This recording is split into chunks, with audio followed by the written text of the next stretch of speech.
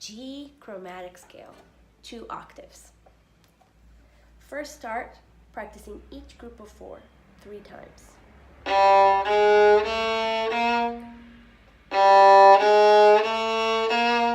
Listening to each note. Add the slurs.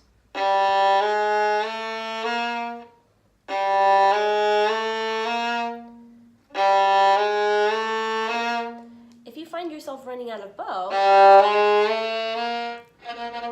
it can be useful to divide the slur at first in this way.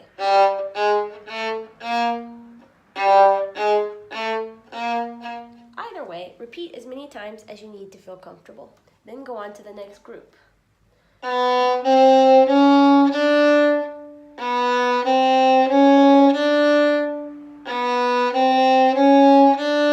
Slurs.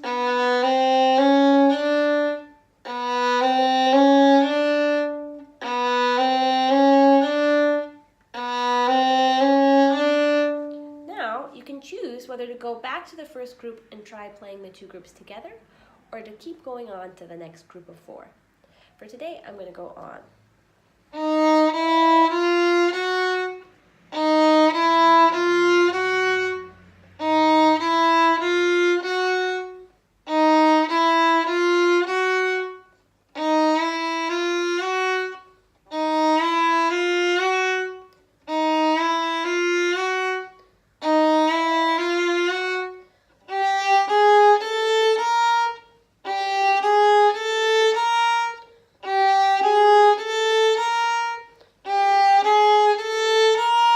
Whistlers.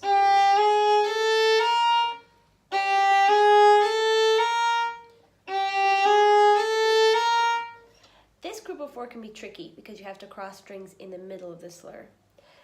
To practice that, it can be helpful to make a small stop before the string crossing.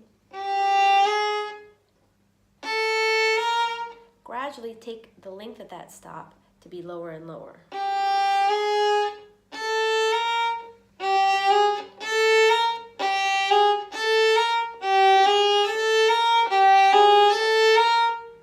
To the next group.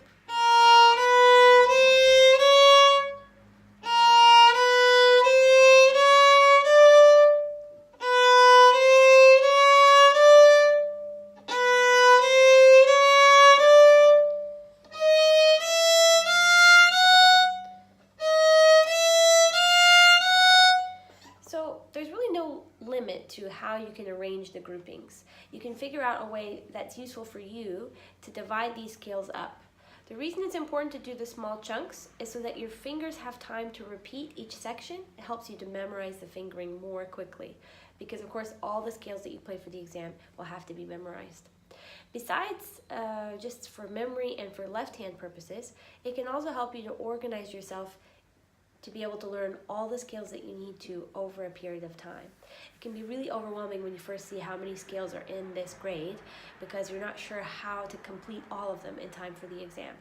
So the best way is to sit down and kind of organize yourself, chart out. You'll have to play to do this because you need to see which parts you need to work on. For instance, you might already be able to play it as quickly as I just did. But if you can't, then it wouldn't be wise to try to do an entire line, say, of groups. That would be 8 groups before the next practice session. You might have to start with only 1 group. I will give you some encouragement though. Say you're really slow at doing it at first, you might only be able to do 1 group per day.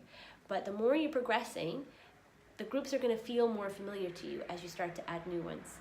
Meaning that even if you only add 1 per day in the first week or so, you might be able to start adding 2 and then 3, maybe even 4 groups a day by the time you've been practicing it a few weeks. That can be really encouraging, because then you realize, oh, all of my work is making my other work easier.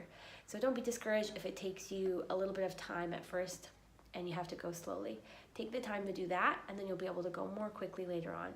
It's much better to practice 4 notes really slowly and carefully with the proper intonation and good attention to your fingering than it is to try to play the whole scale, because then you end up bumbling through and memorizing mistakes. So start small, use these little chunks, and that can be really helpful for finding your scale practice more easy to prepare for the exam.